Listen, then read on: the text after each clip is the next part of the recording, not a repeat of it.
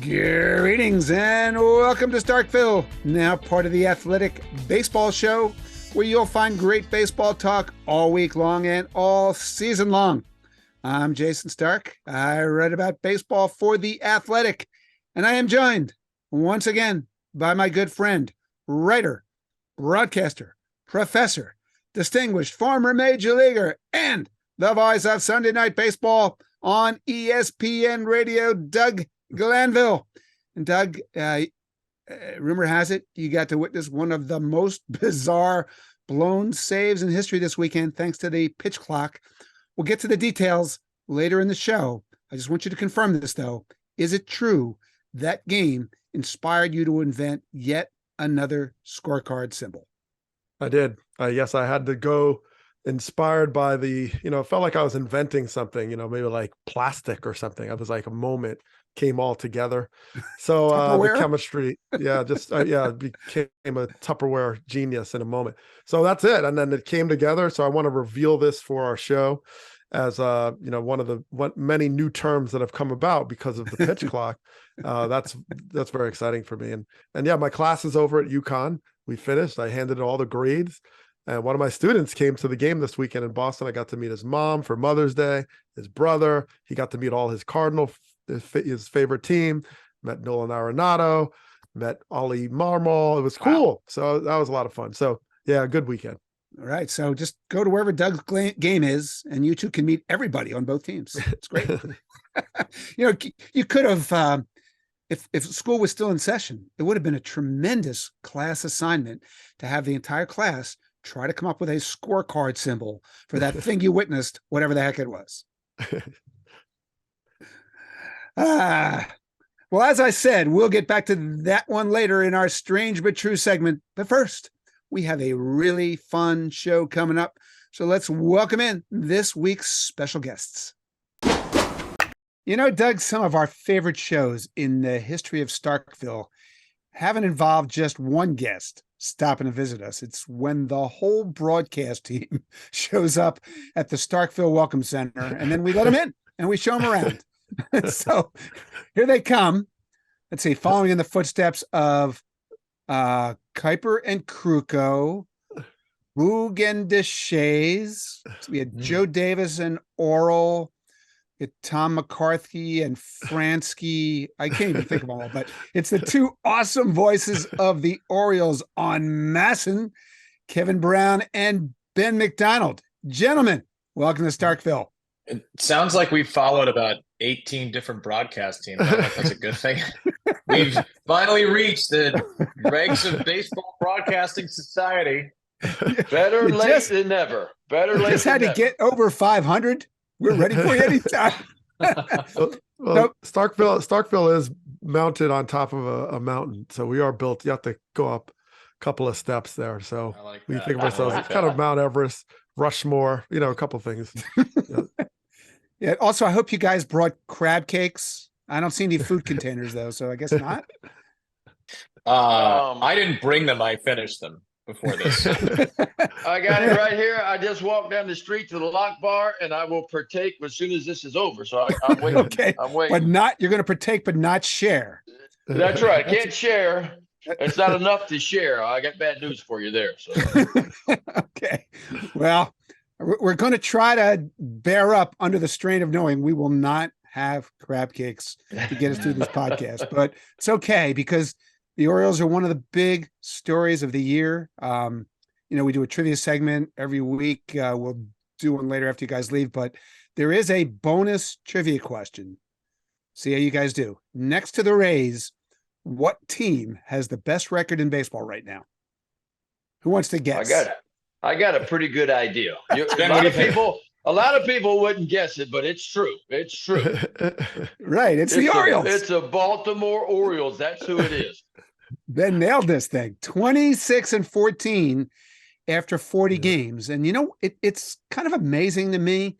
That's a better record after 40 games than the 71 Orioles who had won the World Series and then won another 101 games. Better than the 66 Orioles who won the World Series. Better than the Buck Showalter 2014 Orioles who won the AL East.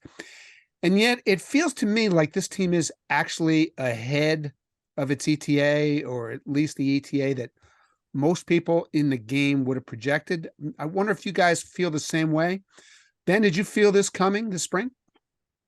A lot of people thought with the improvement that we had last year, we won 83 games last year, 31 game improvement from in 2021. And a lot of teams do back up when they overachieve or a little bit ahead of schedule. I think most people thought that this team would back up. But being in spring training, I felt like this team, and it's one of the youngest rosters in baseball, it was a validation year for this team in a lot of ways to show all the pundits that, hey, we are for real. We are the Baltimore Orioles. What we did last year was not a joke. We are for real. And they showed up with that mindset, I felt like, in spring training. Now, I can't say that I saw 26-14 coming, but I really did think I saw this team backing up. And I felt like they were going to be even more competitive a year older. As you know, we didn't do a ton in the offseason.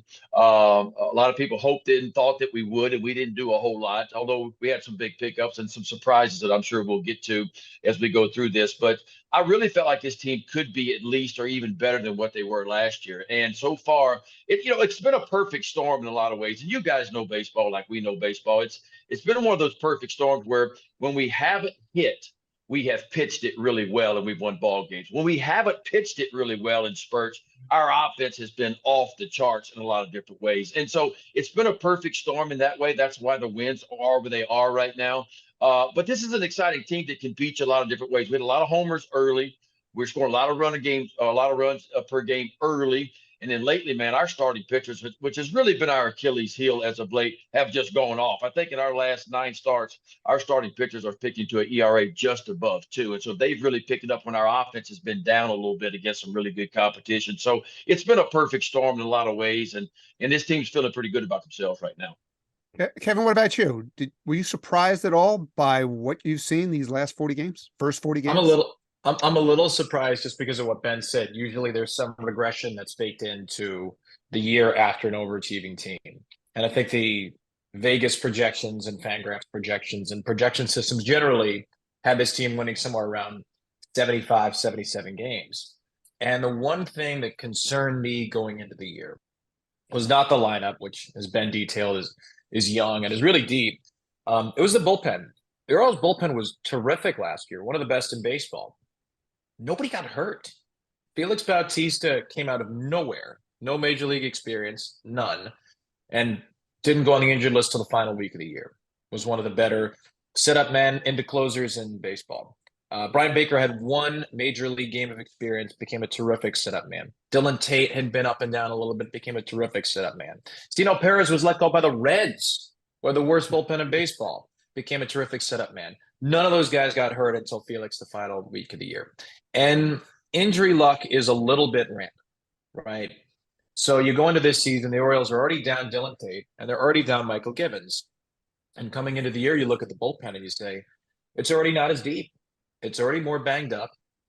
Can you rely on the same pitchers from last year to do the things they did last year when they didn't have much experience? And how are you going to survive with a lack of depth? Enter Yennier Canó, who's the best reliever in Major League Baseball, who was one of the worst pitchers we saw last year. Bautista's been just as good. Brian Baker's been just as good. The Orioles traded for Danny Coulomb before the year, a pitcher I don't think we'd ever seen who bounced around for a while. He's been one of the best pitchers in the league at avoiding hard contact and been kind of a lefty shutdown man. And as we sit here and record this, the Orioles have the second best bullpen ERA in baseball. I didn't think the bullpen could be as good as it was this year, and it's actually been much better. Well, guys, can you speak to the culture of, there's all those elements we talked about where the data says, okay, here's where we are, and we know it could fluctuate over a season. But you talk about leadership and management and just how that might have flowed through something that might have surprised you and how they actually approached the game. Well, I think Brandon Hyde deserves a lot of the credit for this. Let's be honest, and Dougie, you've been there. It's a team that got kicked around. I mean, you go back to 18, and these young guys lost 115 games. We lose 108 games in 2019. Then you get the truncated season at 20. Then we lose 110 games in 21. So it's a lot of players that got, quite frankly, knocked down, and beat on, and showed up last year basically saying, we are tired of getting pushed around. We are tired of being everybody's punching bag, and we're going to start to punch back. And we saw it last year. We saw a couple of our guys get hit by pitches. And in years past, they would just kind of get down to first base, wouldn't say anything, wouldn't be any retaliation, would be nothing said. Last year, early in the year, our guys started getting hit by pitches. There was some words to be said. And at times there might have been some retaliation. But anyway, it was a team that was saying, okay, we're not going to get punched on anymore. We're not going to be that team anymore. And they started punching back in a lot of ways. And they got off to a pretty good start. April was a little bit off last year, but then they began to win, and they had a long winning streak mixed in there. And these young guys really just came of age. And look, I think Mike Elias has pushed all the right buttons. We have the #1 minor league system in all of baseball right now. He said he's done what he said he was going to do 5 years ago. And he said, I'm going to build this program back up from the ground floor forward. He did that with the draft picks, brought in his own scouts, did it his way. And if there's anybody, if this thing ever goes sideways, he's got nobody to blame but himself. But I like that about him because he said, I'm going to do it my way. This is a blueprint that I took from the Astros when I was assistant GM. I know how we helped build the Astros up. We're going to do the same thing with the Orioles. They have done that to this point, and the minor league system is fantastic.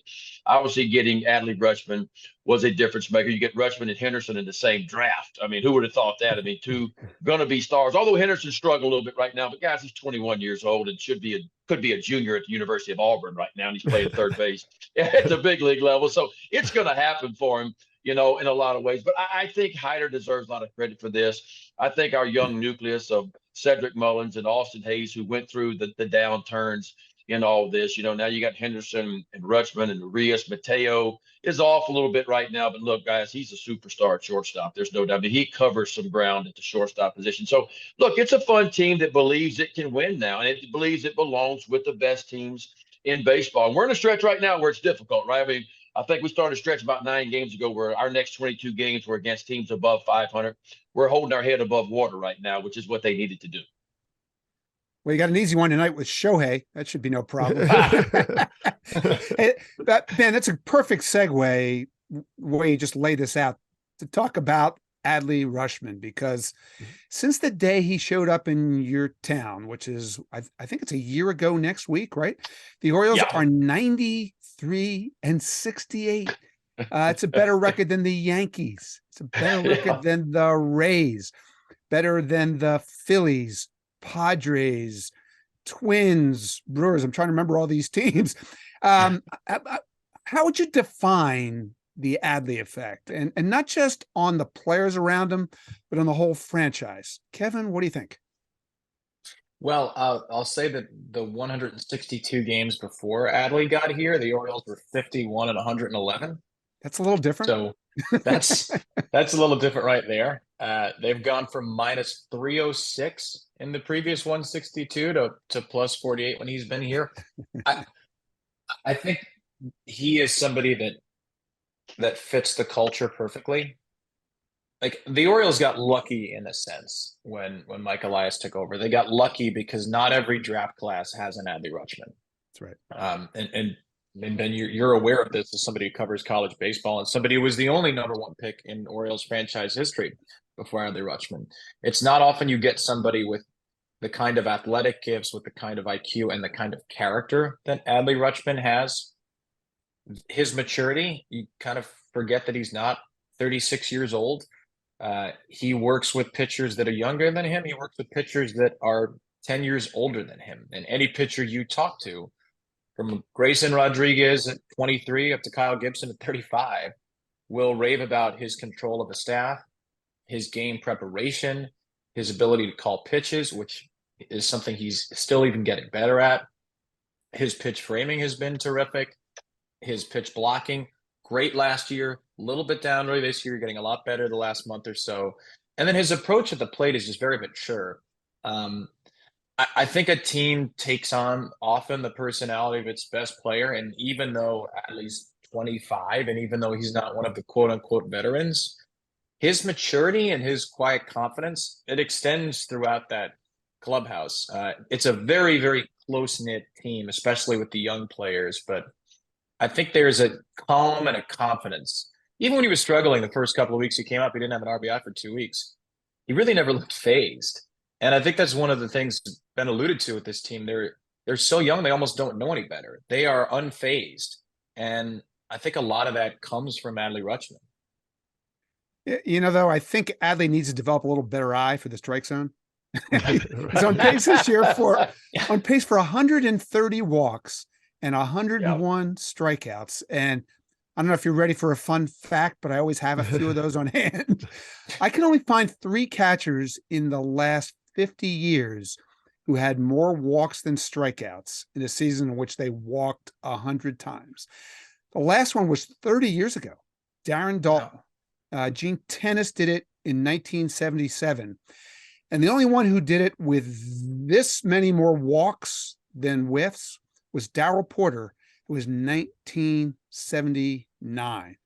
So, Ben, how incredible is that for a guy playing his first full season in the big leagues?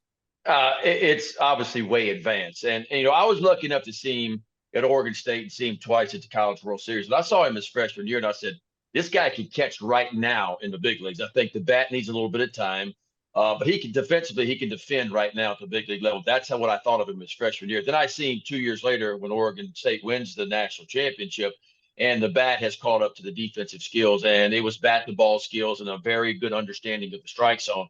But then you start to go, okay, that's college ball.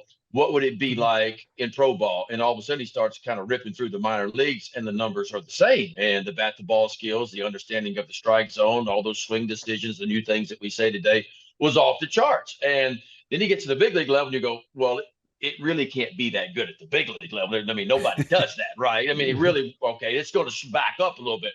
It hasn't backed up. It's going forward, if anything. And it's just amazing his understanding and his eye of the strike zone. And look, he just recently went through a rough span. He was 0 for 19, which doesn't happen very often for him. Of course, he came out of it with a big 2-run homer, and he's been hot the last couple of games since then. But he is not phased, and that's what I love about him. And Kevin mentioned this. When he first got to the big leagues last year, rough start offensively for the first couple of weeks. It was slow.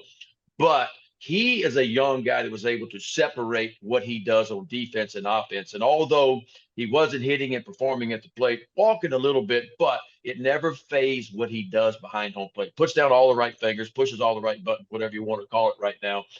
Really good. And I'll tell you a funny story. You guys might know this, but I saw him at Oregon State. And of course, it's rah-rah in the college ball game or whatever. And, they'd come off the field and he'd high-five the pitcher at the line or whatever. And I went, oh, that's cool. It's college ball. I used to do that too. But he won't do that at the big league level. We don't play that game at the big league level, right? Well, all of a sudden, Jordan Lyles is on the bump last year, and Jordan Lyles is 35 years old and opens up for the Orioles. And first inning, he punches somebody out. There goes Adley, meets him at the line, high five. I mean, that's just who he is, and he's a quiet leader. I'm gonna tell you guys, I played 7 years with Cal Ripken Jr. here in Baltimore. That's who he reminds me of. Wow. The way he takes care of business. It's a quiet leadership. It's confident. He's not the guy standing up, raising hell in the dugout all the time, screaming and hollering. That's not who he is. He leads by example, like Rip led a lot by example. I see a lot in Rip in Adley Rutschman right now. Wow, that's amazing. I mean, clearly the right fit. I mean, I think the one thing that I always will remember about him is, I don't know if you could walk us through this, but the first time he debuted, you remember he stood at home plate and looked up in the stands and took it all in. I thought that I played that for my kids because I just wanted them to see like this journey, and then they get there. And even though this guy's a major leaguer and this has all this hoopla around him, he took the moment. So is there an appreciation aspect of Adley that we don't know about, or just how does this manifest itself on a day-to-day basis of just the fact that he also seems to be very appreciative of where he is and the opportunity in front of him? I'll start with you, Kev. Yeah, I just that told me a lot. I remember that one vividly. His first night, getting behind home plate, taking the mask off, just looking around the park. I don't think I've seen anybody do that before. He handles himself with such calmness, and then I think about everything he has to do. He's got to hit left-handed and right-handed. He's got a game plan because he's behind the plate almost every night. He's played literally every game. He's pinch hit in a couple, he's DH'd in a couple, but he has not missed a game through 40 games. He has to catch, he has to block balls, you have to control the running game, which is harder now with the new rules. So he has to do as much as literally any player does, offensively and defensively. And one of the things the Orioles have done that I think has really helped. Last year they had Robinson Chirinos. Did not have a great year, right? Offensively, not a very good hitter, but somebody who could be a big league coach tomorrow if he wanted. Incredibly well respected. 10 years of service time in the league he hit last year. This year the Orioles have James McCann, who hit his 800th major league game the other day. And so for whatever little Adley has needed to learn, and he's learned a lot from his dad, who's an incredible catching coach, he's been around catchers that know the game, that know the league, that know pitching staffs.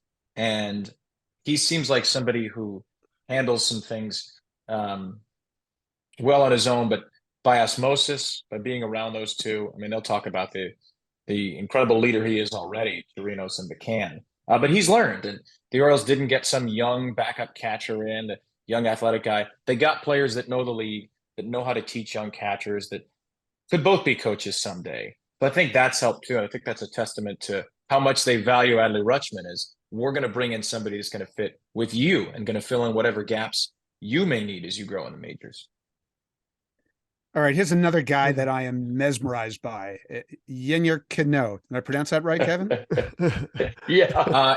Yennier Canó.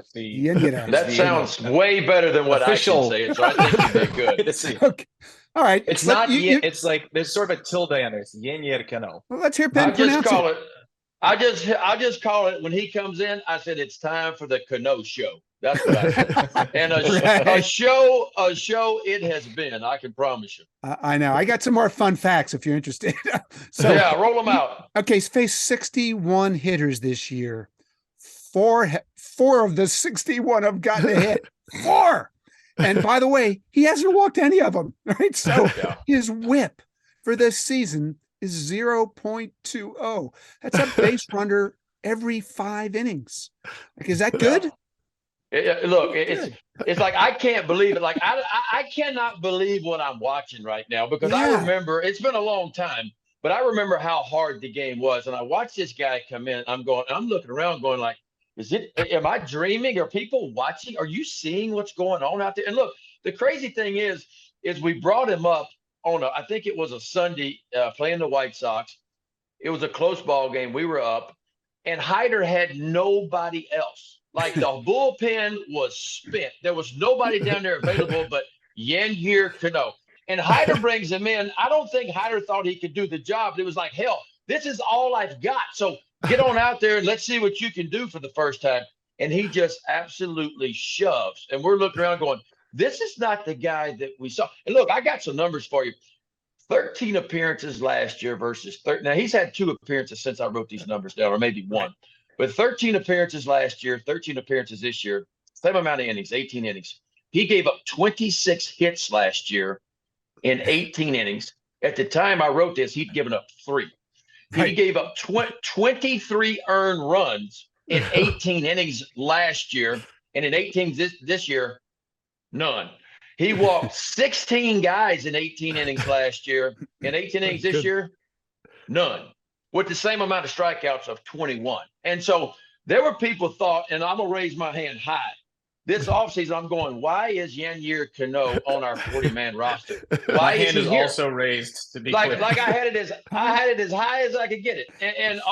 But Mike Elias, they saw something in this guy. And look, when we saw him last year, look, it was a bowling ball sinker. Like it was 95, 96 with some, like you don't want to, but he could throw it nowhere near the zone.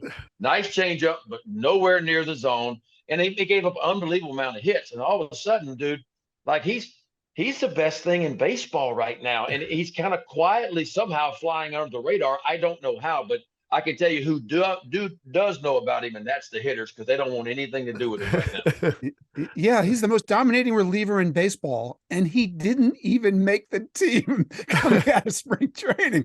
But his spring was better. His spring was a step forward. It really was. But nobody saw this coming.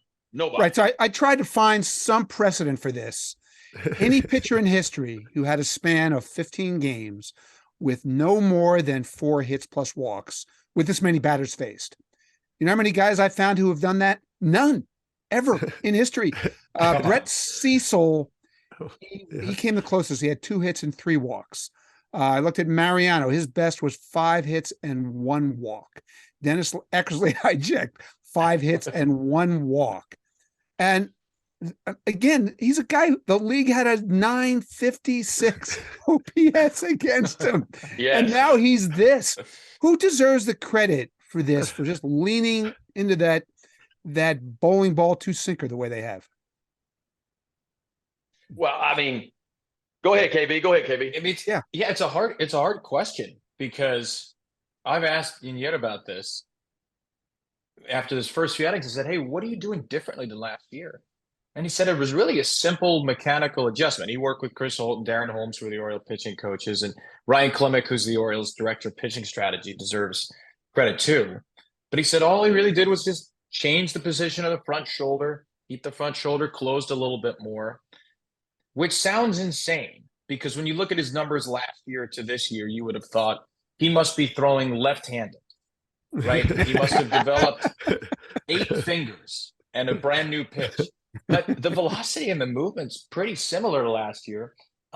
He's just throwing strikes. I know that sounds really simplistic, and it sounds almost insanely simplistic, but all he said to me is, I just messed a little bit with the front shoulder, made a couple of little mechanical tweaks, and maybe he hasn't thrown like this consistently for that long.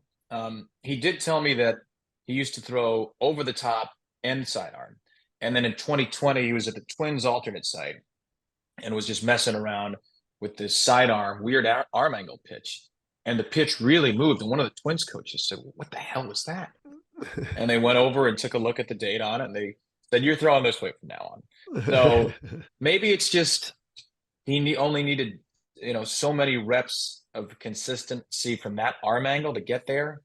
But it is insane. And I'm mesmerized by those numbers you pulled. I can't believe nobody's ever done this. And here's this guy who was the 40th player on the 40-man roster, for a bullpen that had a couple of guys hurt to start the year. And we didn't even think of his name. I forgot he was in the organization until he was called up. I couldn't even say his name.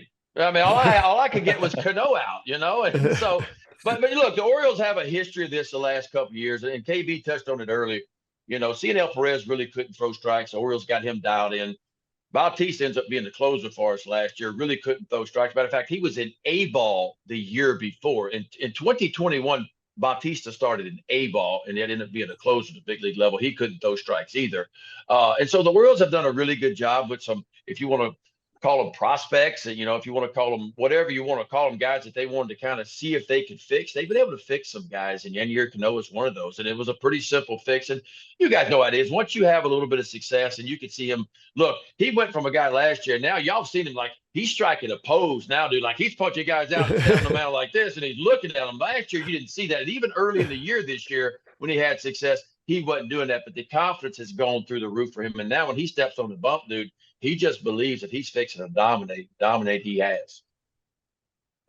Yeah. Now, can you talk about the division? We're looking at this, I did the Red Sox Cardinals yesterday or this past weekend, and I'm looking at the AL East, and you get to the bottom, and then if you keep going, you find the American League Central.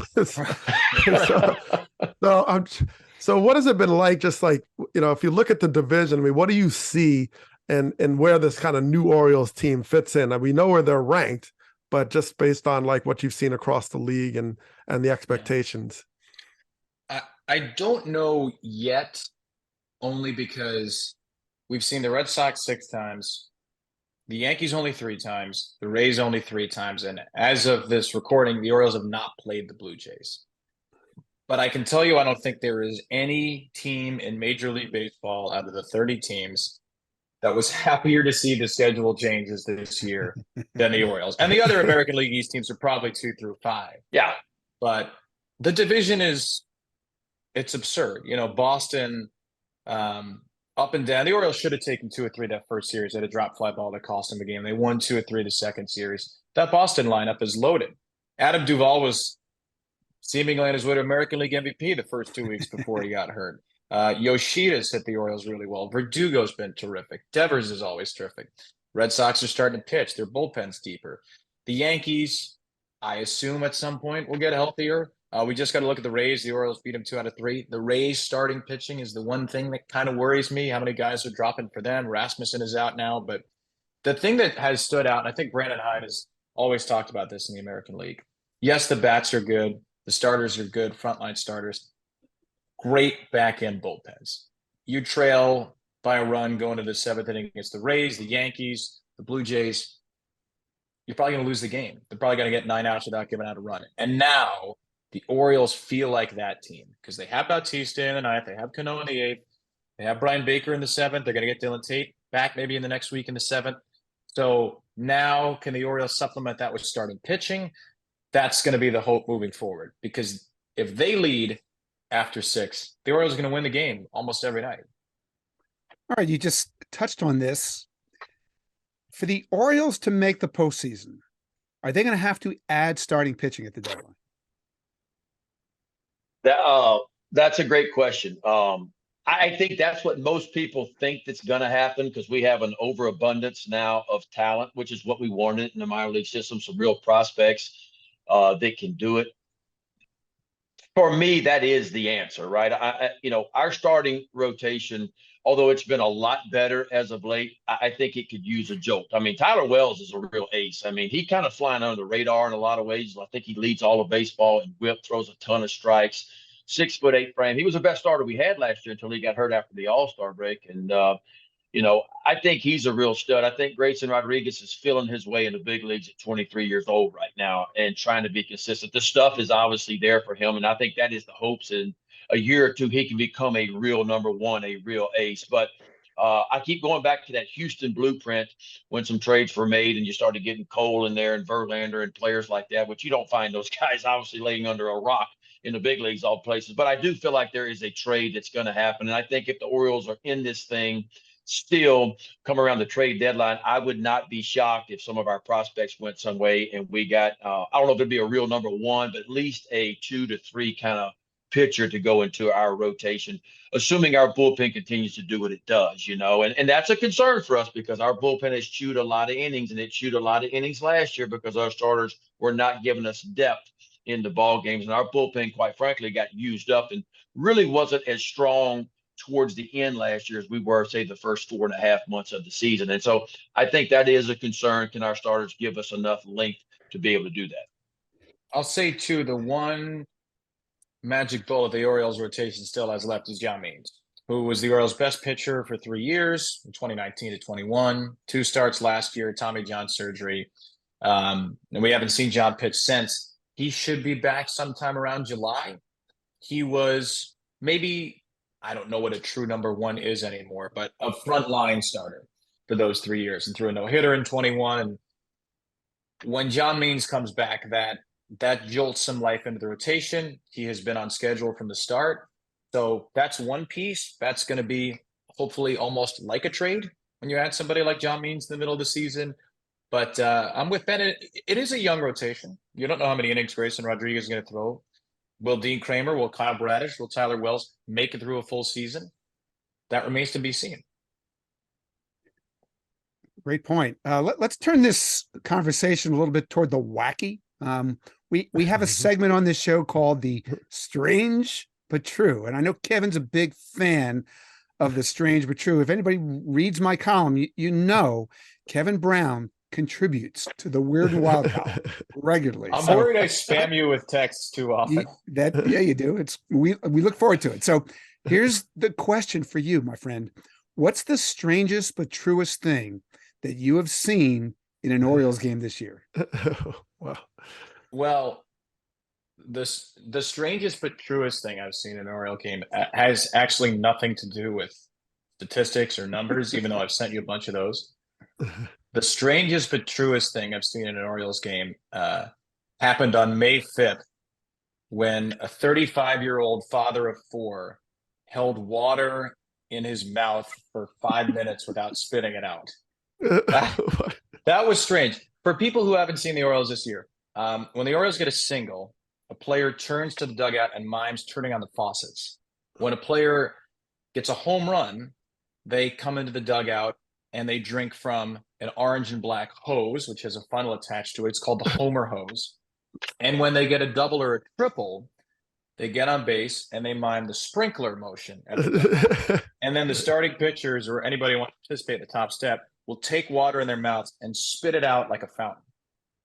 This is a weird team right now. Lovely, but weird. So is there James a drought? McCann, is there like a drought in Baltimore or something? Like, I think so. I think we're in a water crisis here, to be honest. Yeah, not Let's keep anymore. in extra base hits. It's a real problem. So James McCann doubles. It's a little ground ball. It sneaks inside first. He runs on Ronald Acuna Jr. That's strange but true, and he beats it out. But the play is under review. So we take a shot on Masson of the Orioles dugout. And 4/5 of the starting rotation is sitting on the top step.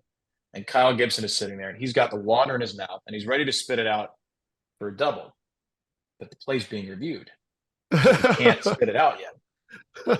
So it's a long review. It's a close play. It's about 2 minutes later when the review finally comes down.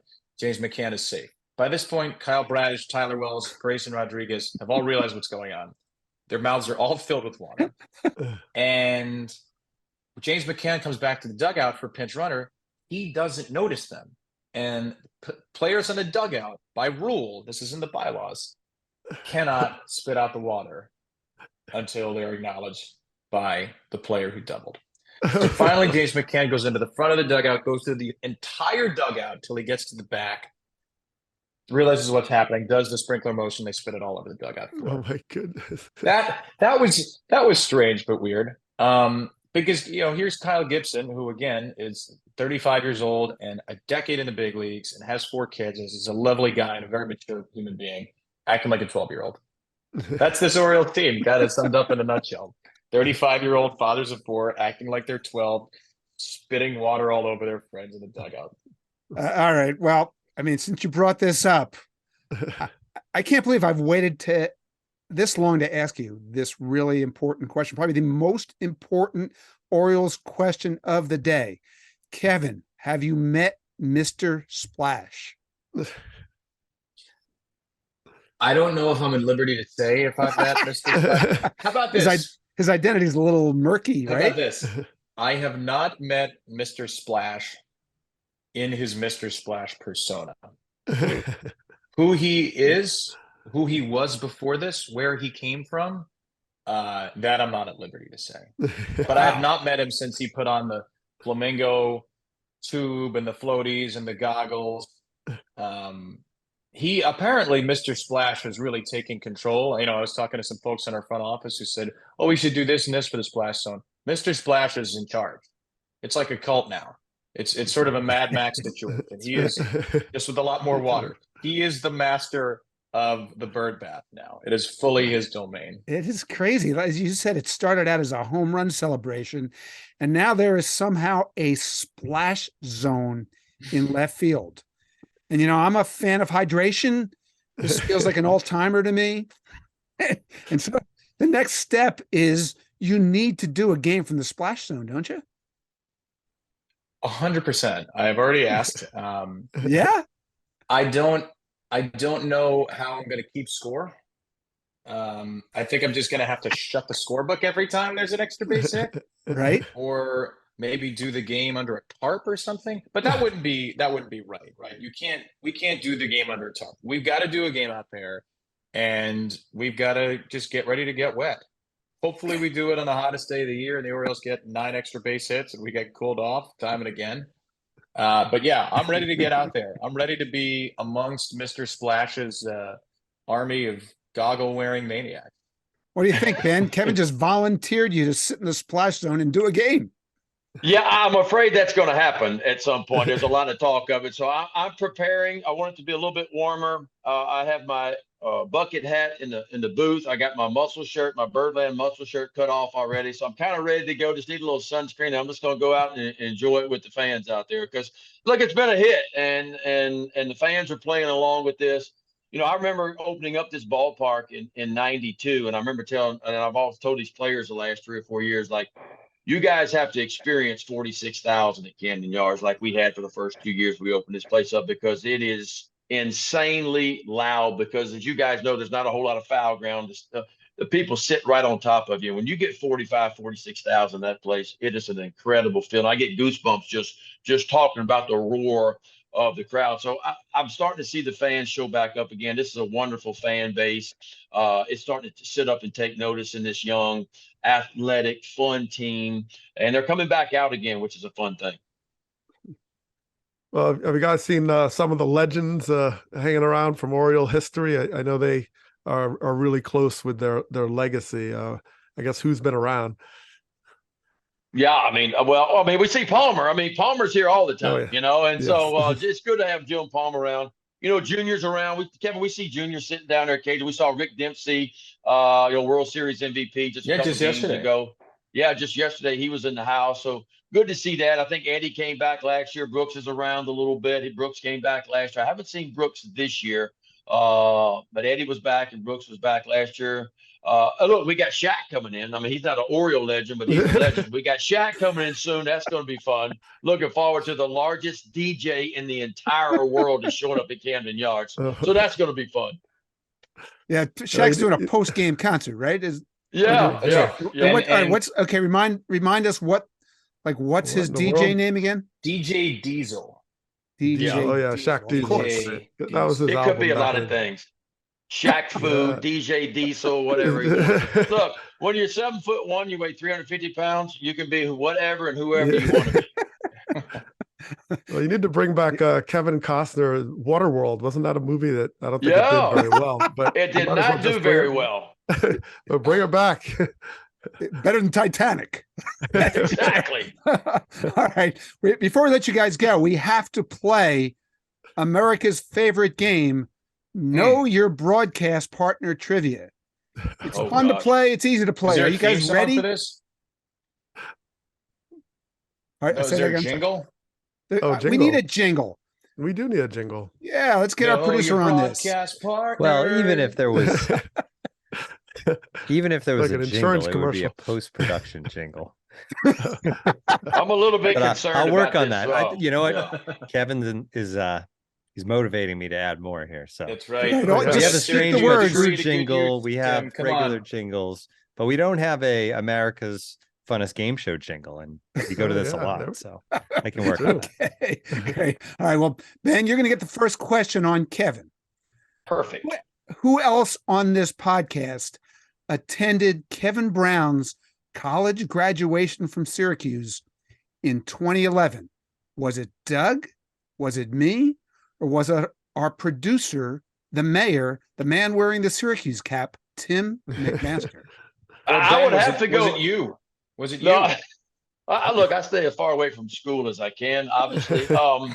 I got to go. I mean, Tim's got the Syracuse hat on, so it had to be him, didn't it? It did not have to be him. It was actually me, because my daughter also graduated that day. Oh, wow. So I don't know how many other people that you do these shows with have ever witnessed your college graduation. I was there. Nice. Do you remember it? Because I hardly do. I do remember it. Here's the crazy thing. Okay, we're doing this show, and every day you get somebody, like, you get this message from, I don't even know who this is from. Is it iPhoto or Microsoft or whatever? But it says it's your memories from the day. What popped up during this podcast was photos of that graduation day. Oh yeah, perfect. That is weird. That is weird and wild. That's weird and wild. Right. So that was a trick question. We foiled Ben with a trick question. So now I'm going to turn to Kevin. We got one for you. Submit my answer, and the answer is alligators. It's a good guess, but it's not relevant to the question. Okay. So Ben McDonald, first pick in the draft, 1989. Finished his career with 20.8 wins above replacement, according to Baseball Reference, over those 9 seasons in the big leagues. So here you go. It's multiple choice. Which number 1 overall pick has the most wins above replacement from this group? Is it Ben, or is it A, Dansby Swanson, B, Pat Burrell, or C, Phil Nevin, who will be managing the Angels team the Orioles will face tonight. Oh, man. Ooh, wow. That's a good one. I'm just telling you right now, you gave KB too much time because he's already Googled it. I'm gonna no cheating. My hands are here. We have cameras now. This is more than audio. Right? I don't think Dansby Swanson's played long enough. I'm gonna eliminate him. Boy, Phil Nevin played 16 years in the big leagues. Pat Burrell probably had a lot of offensive WAR, but I'm not sure how he graded out defensively. And then maybe you're trying to trick me and say it's Ben. I'm gonna go with Phil Nevin. Oh, do we have one of those buzzers when you get it wrong? Where's our producer? I'm gonna go with Pat Burrell. It was Ben, of course. Pat Burrell 18.9. Dansby's at 16.7. Phil Nevin 15.9. So good. So it's as wrong as I can be. Doug, we fool them both. They spend every night together. That is don't make a jingle. I'm gonna tell you, that is the first time Kevin Brown has been wrong the entire year. I just want y'all to know that. We're gonna knock on wood for the Orioles. We're gonna knock on wood over. I'm knocking right now. All right, let's go with that. Kevin Brown never wrong until he was. That's like our trivia show. That's our trivia anyway. That's what we do. We were on a roll this year, though. We were. Once upon a time, we were. We were. Yeah, we were. Hey, guys, this was awesome. I love watching and listening to you both. I know Doug shares that. So see you down the road, maybe even in the splash zone. What do you think? Come on out. Come on out and hang out with us in the splash zone. About July, it's be 100 degrees here, 100% humidity. Just look, we'll borrow one of Jim Palmer's Speedos from back in the day. Underwear commercials. Then we'll all go hang out in the splash zone. How about that? Attendance will be booming that night. I guarantee it. Bring some gators. Just pour some gators in the splash zone. We'll Spice it up do a little bit. We'll get everybody hopping around a little bit. That's right. That's right. Tremendous. Hey, guys, thank you so much. See you soon. Thanks, guys. All right, guys. Take care. Thank you. Okay, it's that time again. It's time for listener trivia, our way of involving you, our favorite listeners, in this show. And Doug, I feel like we've kind of become the pirates of trivia. You know, we were unbeatable for a while there until we weren't unbeatable. Can you feel the pressure mounting? I feel like America depends on us to be the Ken Jennings of baseball trivia. That part's not going that well. I feel like we're letting America down. Yeah, we right now we're in the wild card spot, so I'm feeling pretty good. We'll have to make an acquisition come trade deadline, where we trade for each other and give each other, sort of a brain swap. But I feel good. I think we're in good shape. I think we're going to take this. Yeah, I think we actually have a shot at this week's question. On the other hand, I've thought that before. We know how that worked out, but let's find out. Okay, let's welcome in this week's special trivia guest. It is Grant Schiller. Grant, welcome to Starkville. Hey, thank you. Excited to be on. We're very excited that you are on. Always like to start by asking where you're from, what team you pull for. Yeah, I'm from Dallas, Rangers fan. So I'm sure Doug remembers I was 7 years old when he was here and got his autograph back in the day. So I'm sure that made a big impression on Doug. No, man, good day, man. I appreciate that. That was good. That's where my hair was growing to epic proportions. So I remember it fondly. Yes. Hair gel dripped on the autograph or anything, right? No, it was all natural. It was like a forest. I had a forest on my head. And Dusty made me cut it, though. I remember. It's come up. So Grant did something that we enjoy and we encourage. He emailed us his question. In fact, he actually emailed us multiple questions to choose from. So Grant, were you shocked to learn we actually read these emails? Yeah, Tim's very diligent, clearly. That's right. Yes, he is. We couldn't do it without Tim. All right. Well, as we just said, I think we have a shot at this. So let's do it. Grant, why don't you hit us with your question? Yeah. So multiple Cy Youngs are obviously impressive, but the longer the time span can kind of show a pitcher's peak. So there are 6 pitchers who have won Cy Young awards at least 7 years apart. Can you name 4 of them? All right. So first off, obviously you've been listening to this show a lot because you seem like you know that 6 answers is way over the line. Doug, is 4 okay? we get 4 of the 6, or is even that too many? Yeah, well, 2 for 3. I like the chances there. I mean, base hit to right. Yeah, I can work with that. 4 out of 6. I think we can get 4.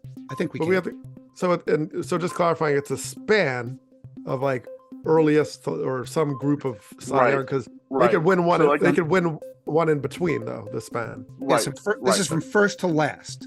First to last. Correct. Okay. Or one right, to the other. Okay. Got okay. It. And Grant, you should know that even though we're only going to guess, we only need to get 4. Glanville thinks we should be allowed to guess 6. Is that cheating? Okay. I think it is, but we seemed like we did get away with it. Well, at least we're not doing double. We used to double the guesses. He would that get was 6 total and I would cheating. Get 6. We did. I did away with that one. This is about as much as we can push it and still not get arrested by the trivia police. Okay, so all right, Doug, I think we can do this. Okay, let's get the easy ones out of the way. Oh, there's easy ones? I didn't know that. I think there's easy ones. Roger Clemens obviously did it. Steve Carlton, you should remember well from your days as a big Phillies fan, did it. Mm-hmm. Justin Verlander, I'm almost certain, has done it now. So I'm pretty much sure that those 3 did. And if we guess 3 more, we should be able to get 1. Okay, so I don't know. My list, Clayton Kershaw feels like he has to be right. I thought about all the guys with 3 Cy Youngs, or even more than that. Randy Johnson, Seaver, Palmer, Scherzer. Doug, who's on your list? Wow, I'm just writing this down. And the good news, I have similar names. I don't know if that's good or bad. Palmer, yeah. Cy Youngs. Well, you're very good at knowing like who's had multiple 3 or 4, maybe even Cy Youngs. Yeah, I did that research in the fall. Yeah, this is more your county. Cy Young was in the 50s, right? So, when it first. Wait. When the Cy Young started, or when Cy Young pitched? Yeah, no, when his Cy Young started. Cy Young pitched in the 1850s. No, there was no Cy Young before the 50s, and there was only 1 in each league. Okay, all right. So yeah, it seems. So it was hard. Now, hard to do. What about our dream team, like Maddox, Smoltz, Glavine, those guys? Smoltz only won 1. Okay. Maddox, I feel like his were more concentrated. He won as a Cub, then went to the Braves. He won those 2 in a row. I just feel like he didn't do it over 7 years, but we're going to guess 18 guys anyway, so we can put him down. Who do you like here? Yeah, well, I like Carlton. I love. I don't want to get that wrong, so I'm going to throw him in there. It's got to be Clemens, right. Verlander, Kershaw. Yeah, doesn't Kershaw feel like he has to be right? Seems like it. He's been around forever. He's got won 7 years. That is pretty amazing. Scherzer is interesting. When did he win? Because he won in 2014 in Detroit. So to win 7 years apart with 2020. Grant, would it have to be, or would he have to win again in 21 or 20? Yes, that's correct. 21. Yeah. Yes, won in 21. Okay, I don't think he did it then. Who won in 20? He might have won. Trevor Bauer won in 20. Oh yeah. Hate to mention that. Okay, well, yeah, all right. So Randy Johnson, Tom Seaver, I had on my list here. Jim Palmer, pitched forever, 1 team. Yeah. Ooh, I don't know here. On my list. Man, I gave you 3. What about Bob Gibson? I don't think he did it 7 years apart. Okay. Necro pitched for like 37 years, right? Did he win any awards? Didn't win. Hershiser? Hershiser did not win multiple Cy Youngs. So I try to do it by decade. Okay. Try to think it through in my head. And I think we've got the list. All the guys we've mentioned are the list. It's just picking out who we're going to guess. Right. So let's do that. Right, so we're going to go Clemens, Carlton, Verlander, Kershaw. Yeah, I like that. Randy? Like Randy won with the Mariners, and then he was still winning with the Diamondbacks. All right, we'll stick with that. And then did Schilling win at Cy Young? Seaver? What about Kurt Schilling? Did win? Kurt Schilling was 3-time runner-up. Runner-up. Okay. So we're not going to guess guys just because you played with them. They had to. Okay, we've got Clemens, Carlton, Verlander, Kershaw, Randy Johnson. Just pick one more. I think we. All right, so Tom Seaver or Jim Palmer. Yeah. All right, so Seaver. Reds. Matt. So what team was he on? 69. Was he on the 69 Mets? He had to be. All right. Terrific. And then he went to the Reds, a big red machine. All right, I'm gonna say Seaver. Okay, so I think this is our guess. Grant, you ready? Roger Clemens, Steve Carlton, Justin Verlander, Clayton Kershaw, Randy Johnson, Tom Seaver. Yes. All right, that is correct by the skin of your teeth. We got 4 exactly. Ooh, we got 4. All right, so you're going to have to reveal who are the 4. So Roger Clemens obviously has the biggest gap from 86 to 04. Then Verlander and Carlton are correct. The 4th one was Randy Johnson, 95 and 02. Of the others, Tom Glavine, Doug mentioned, he was 91 and 98. And Roy Halladay was off the table in 03 and 10. Yeah. I forgot that Halladay's Cy Young with Toronto was that early on. So I skipped Toronto years. So no Kershaw. Doug, you kind of talked me into that with all your sounded good, though. Texting pre-show.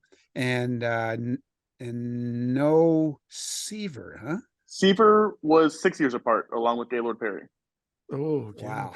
Yeah, I knew there was going to be somebody in there that didn't win that many that we were going to miss. So, but I think we got it right? Like, hey, that's isn't it true? And let's bring the mayor in here. I think very cool. We've gotten 4 in a row wrong before this. Does that sound right? No, we got the one with Sarah. 4 in a row right, and then 4 in a row wrong. You guys are streaky.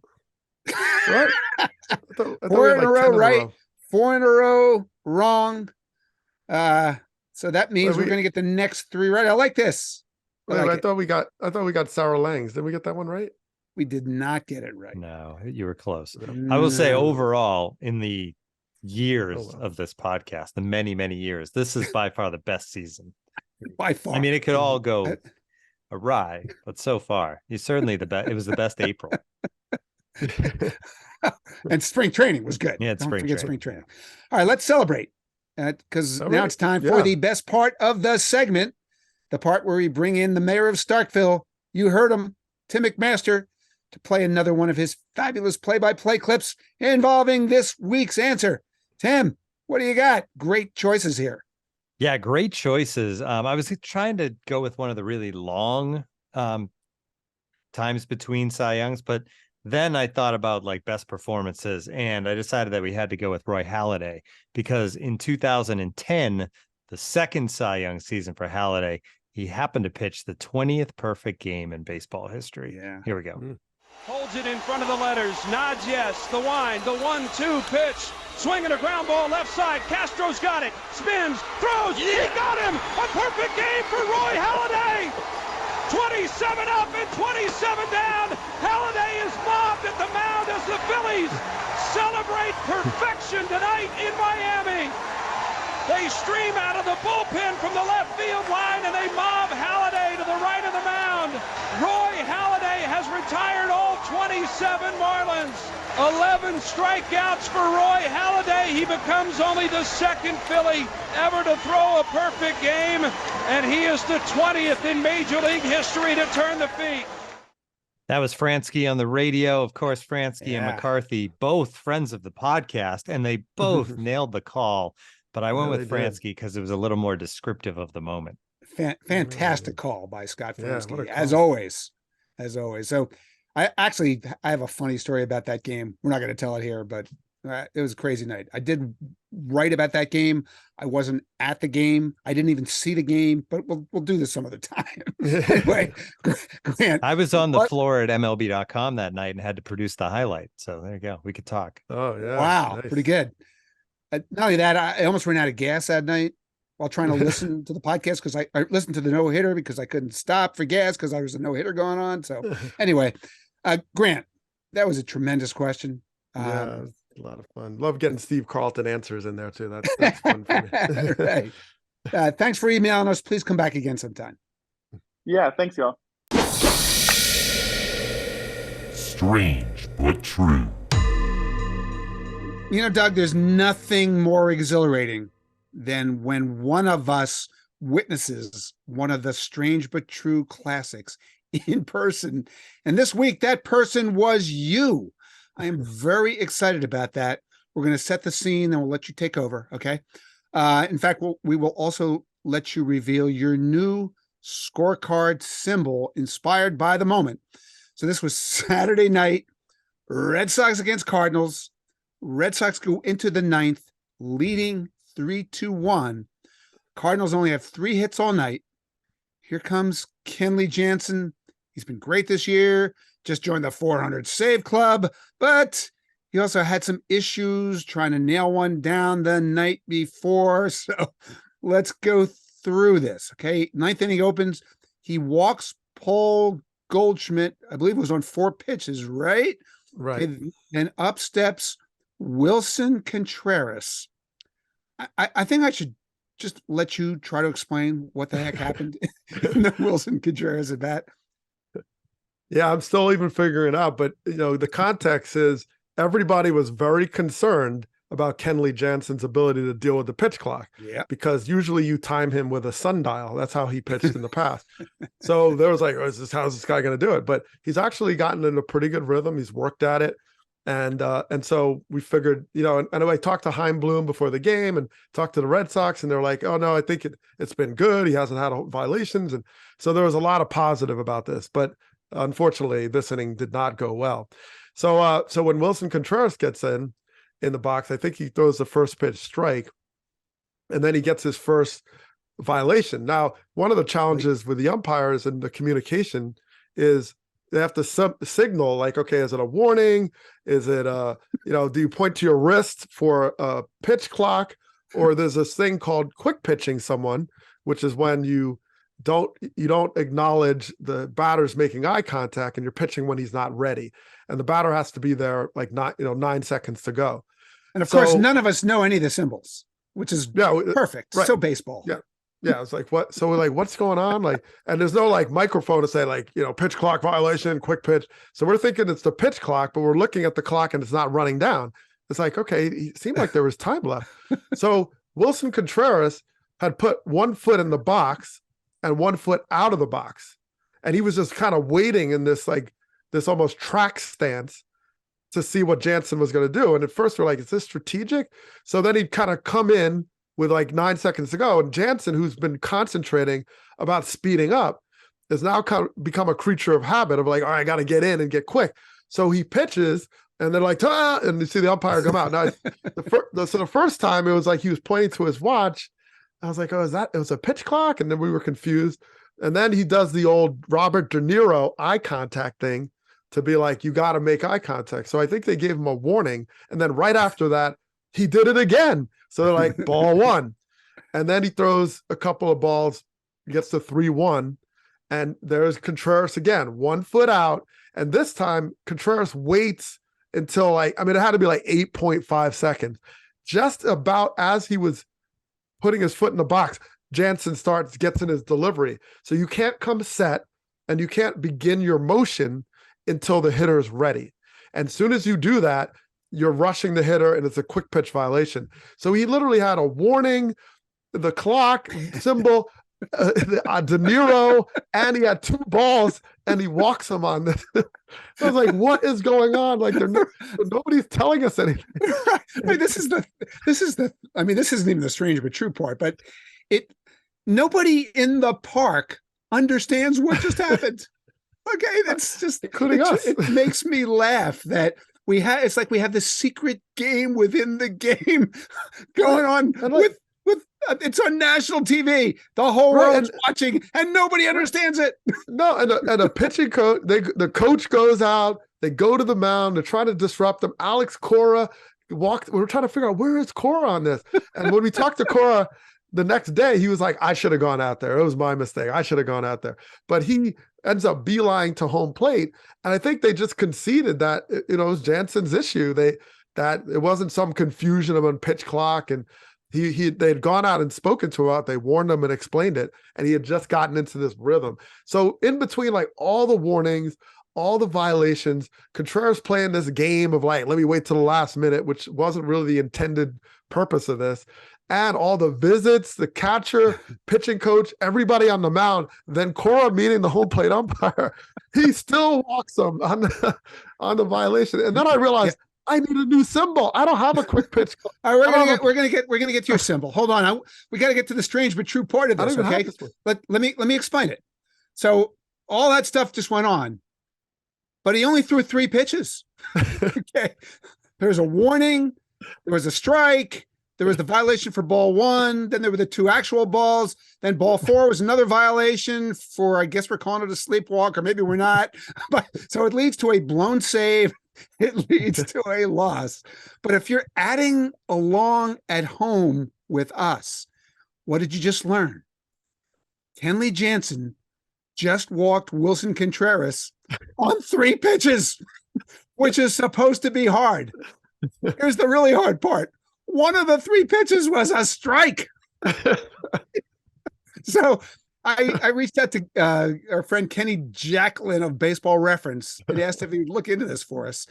I want to know if this was the first blown save ever to include a 3-pitch walk. So what Kenny should have said was, leave me alone. But instead, he actually looked this up. So here's what we found out. It turned out that Emmanuel Clase of the Guardians blew a save on April 3rd and had a 3-pitch walk in the inning. But I looked into that. He'd already blown the save at the time he did that. So it's not quite the same thing. But now here's the other part. We've had 15 other 3-pitch walks this year. How about that, Doug? There've been 16 walks on 3 pitches, not intentional, unintentional walks, all thanks to the clock. But you know what made this one the strangest but truest ever? It was the first 3-pitch non-intentional walk in history that also included what? A strike. So, Doug, baseball used to be such a mathematically correct sport. What the heck happened? The clock just totally blew that out of the water. I mean, three pitch walk on a 3-1 count. I mean, it's just a mess. I mean, like, what is going on? Suppose there had been zombie runners involved. Oh my God. Nothing. So I gotta come up with something. I don't have a logo for a quick pitch walk.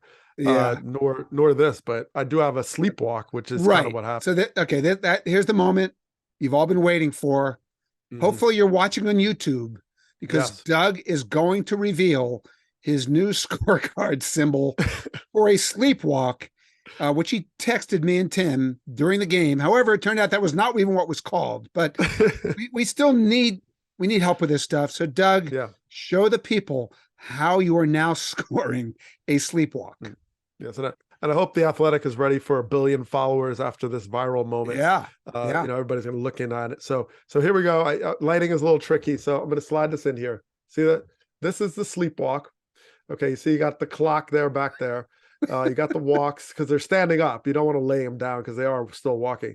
You got going to first with a bunch of Z's here, right? Oh, you got a little like gain here. Let me put that back. There we go. You got the bunch of Z's there, sleeping to first. And then, of course, the comfortable cap there that you wear at night back in the 1930s. And days where the sun was the clock, as Bill James told us. So I think that covers it pretty well. You might not have room to get the cap in there, so the cap is optional. But I think that covers the sleepwalk, we'll call it, because that's what's happening. You know, so nobody swung, nobody was really looking. So there we go, the sleepwalk. Yeah, I love that you got the Marx Brothers sleeping cap in there. That's an excellent touch. But just so you know, you think this is just us having some fun with doodling, right? No. We got a note from a fan who attended the same game that I attended last week, where Brandon Marsh drew 2 sleepwalks in this same game. And he showed us that he was using the symbol that Doug unveiled 2 weeks ago for this. Doug, how honored are you? People are actually catching on to this thing. Yeah, I think sleepwalk is a keeper. You know, the term. I gotta spread it around a little bit more as I do these games. But yeah, I mean, it makes sense. You know, and we have zombie runners. We have all kind of stuff. So we got the strikeouts, it's baseball. Yeah, it's baseball apocalypse right now with these clocks. But hey, embrace it. We're embracing it. That is for sure. All right, that's going to do it for this week's show. We'll be bringing you podcast magic just like this all season long on the Athletic Baseball Show, which is available in its entirety, absolutely free, everywhere you get your podcasts. And if you'd like to read my Weird and Wild columns or any of the fantastic baseball coverage in the Athletic, I can tell you how to do that. You know, we just passed Mother's Day, but there's still time to buy a year of the Athletic for your favorite graduate or dad, father-in-law, somebody out there for just $19.99 for the whole year. That's a year of the Athletic. You just have to go to theathletic.com/gift sale, and that $19.99 deal would be yours. But also remember, you too can be part of this podcast. Every show, we pick some fun listener trivia question. Then that lucky listener gets to join us right here. And proof once again, there is no baseball trivia question we can't get wrong except for questions about Cy Young 7 years apart. So how would you join us? You can email us like Grant did at Starkville@theathletic.com. That's Starkville with an E on the end. Or you can do what most people still seem to do, and that is hit us with these questions at what's left of Twitter. Doug, how would somebody find you on what's left of Twitter? Well, I do have a blue check still there. We confirmed that. So, yeah, it's very magical. But I will just go with my name. Very boring. DOUGGLANVILLE. Put the at in front of it, and there you go. Voila. Yeah, I'm no longer working my Twitter magic, but I still have an account at Jason ST, JAYSONST. Please hashtag those questions, hashtag Starkville QS. Also, I mean, Twitter's having issues. Feel free to email us. We love those emails. Plus, you can throw in all kinds of detail, testimonials to us, whatever you want. So Starkville@theathletic.com. Doug, thanks for playing. Thanks to Kevin Brown and Ben McDonald for visiting us. Thanks to Grant Schiller for the great trivia question. Thanks to the mayor of Starkville, Tim McMaster, for producing us and putting up with us. And thanks to you all for listening. Doug and I will see you next week on Starkville. Starkville. Oh, it's one of our worst yet. Yeah.